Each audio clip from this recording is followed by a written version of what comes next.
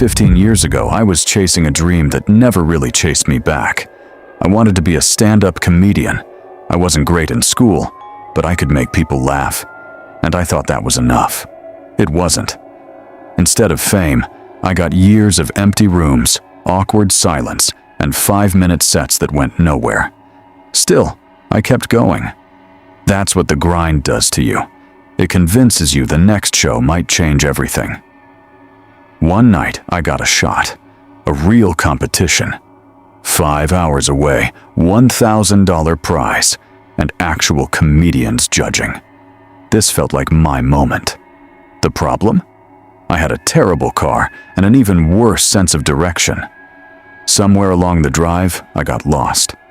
My printed directions didn't match the road anymore. I ended up in what barely qualified as a town, just a few worn-down buildings and a gas station. The people there weren't friendly. They answered my questions, but something about them felt off. While I filled up gas, I noticed them staring, not casually, completely still, like statues. It gave me a bad feeling I couldn't shake. I left as fast as I could.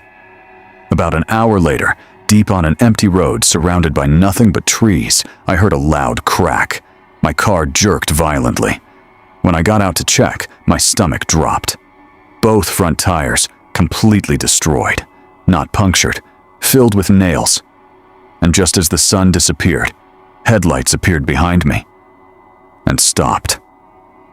They didn't pass. They just waited. I thought being stranded was the worst part, until another set of headlights appeared in front of me. At first, I told myself it was nothing.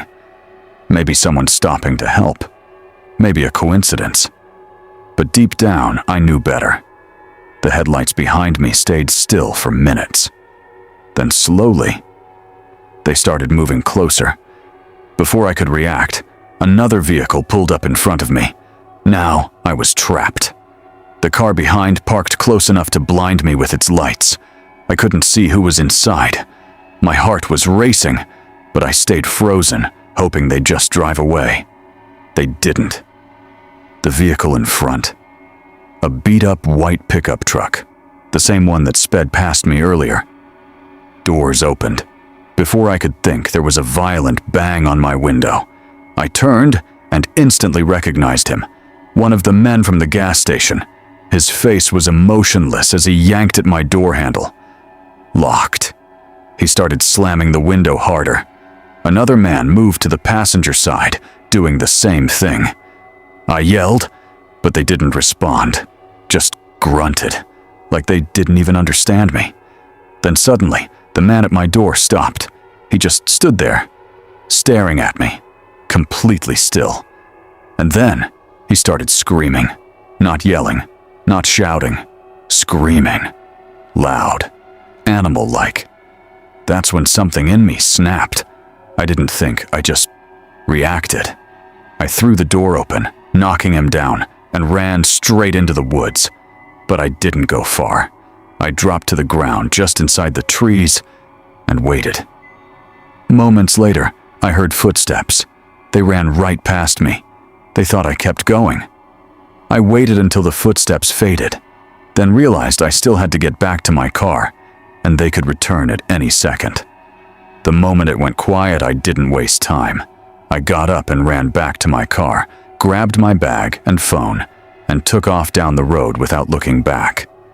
Every second, I expected them to burst out of the trees, but they didn't. For 30 straight minutes, I ran. Eventually, I saw headlights. This time, a normal car. I flagged it down, desperate. The driver, thankfully, stopped and let me inside. She called the police while I tried to catch my breath. When officers arrived, I told them everything. They didn't seem convinced. No witnesses, no proof, just a damaged car. And given how bad my car already looked, they didn't even believe that part. To make things worse, I ended up getting fined for my vehicle. That was it. No investigation. No answers. To this day, I don't know why those people targeted me, or what they wanted. But I know one thing for sure. Those nails in my tires weren't an accident. And those people? They weren't trying to help. I never went back to that area again. Honestly, I'm lucky I made it out at all.